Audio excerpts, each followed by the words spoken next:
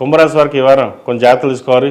ద్వితీయంలో శని అంత అనుకూలంగా లేదు, అష్టకవర్గులోను సర్వాష్టకవర్గులోను అంత అనుకూలంగా లేదు పాయింట్లతోటి. తృతీయాధిపతి దశమాధిపతి కుజుడు లాభస్థానంలో ఉన్నారు. లాభస్థాన బెనిఫిట్స్ రాకపోగా భూ సంబంధించిన వ్యవహారాలు ఇబ్బంది పెట్టే విధంగా గ్రహతులు గోచరిస్తున్నాయి. కెరియర్లో ట్రాన్స్ఫర్ ఉండే అవకాశం గోచరిస్తుంది. ప్రభుత్వ ఉద్యోగస్తులకు మంచి అవకాశం అని చెప్పొచ్చు. అయితే టార్గెట్స్ ఎక్కువగా ఉంటుంది. ప్రైవేట్ బ్యాంకింగ్ సెక్టర్స్లో ఉన్న వారికి, చిరుస్థాయి వ్యాపారస్తులకు, రియల్ ఎస్టేట్ రంగాల వారికి వీరికి అసలు అనుకూలంగా ఉందని చెప్పొచ్చు. కష్టానికి తగిన ప్రతిఫలం లభిస్తుంది. వీరికి ఏ నడుస్తున్నా సరే అవన్నీ పక్కన పెట్టి కష్టంతో మీరు పైకి వస్తారు. అందరూ కష్టంతో కాకుండా మనం వెళ్దాం అనుకుంటారు. వీళ్ళు ఎంత కష్టపడితే అంత ఫలితాలు వచ్చే అవకాశం గోచరిస్తుంది.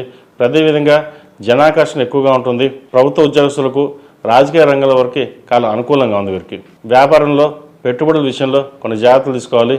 నూతన పెట్టుబడులు పెట్టేటప్పుడు ఆచితూచి వహించడం చెప్పదగినది.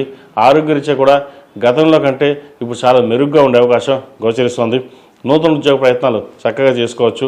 బంధుమిత్రులతోటి విభేదాలు రాకుండా చూసుకోవాలి.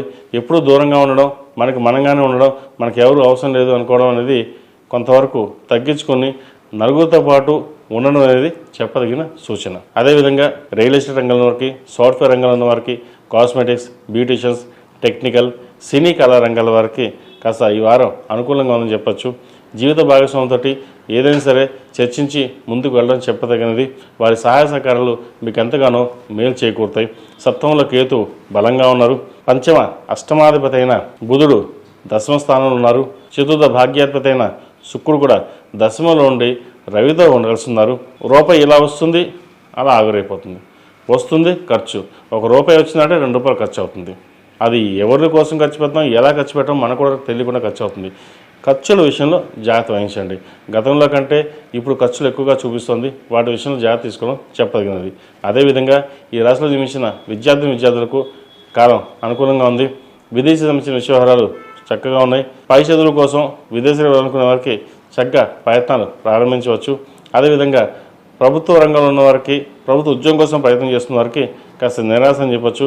ఏదైనా సరే మంచి సంస్థలో పనిచేసుకోవాలి, మనం ఎదగాలి అన్న భావంతో ముందుకు వెళ్ళండి. తల్లిదండ్రుల ఆశీస్సులు మీకు ఎల్లప్పుడూ ఉంటాయి. వాళ్ళతో వాగ్వివాదాలు తెవకుండా సామరస్యంగా ఉండి క్రమశిక్షణతో ఉన్నట్లయితే మరిన్ని మంచి ఫలితాలు సంప్రాప్తిస్తాయి. ఈ రాశిలో జన్మించిన స్త్రీలకు వృత్తి ఉద్యోగాల పరంగా, వ్యాపార పరంగా సానుకూలంగా ఉంటుంది. అదేవిధంగా నూతన వ్యాపారం ప్రారంభించాలని ట్రై చేస్తారు. నూతన వ్యాపారాలు ప్రారంభించాలని ప్రయత్నం చేసినప్పటికీ అవి అంత అనుకూలంగా సానుకూలపడదు. ఎందుకంటే ఏనాడు నడుస్తుంది.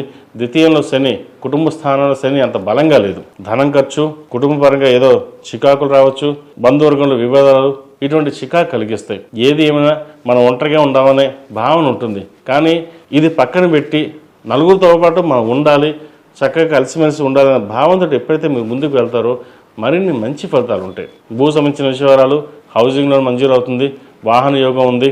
అదేవిధంగా కష్టానికి తగిన ప్రతిఫలం ఏదైతే ఉందో వారాంతంలో వీరికి వచ్చే అవకాశం గోచరిస్తోంది. అదేవిధంగా ఈ రాశివారు ప్రతిరోజు ప్రతినిత్యం శని స్తోత్రాన్ని పఠించడం, హనుమాన్ చాలీసా పఠించడం చెప్పదగినది.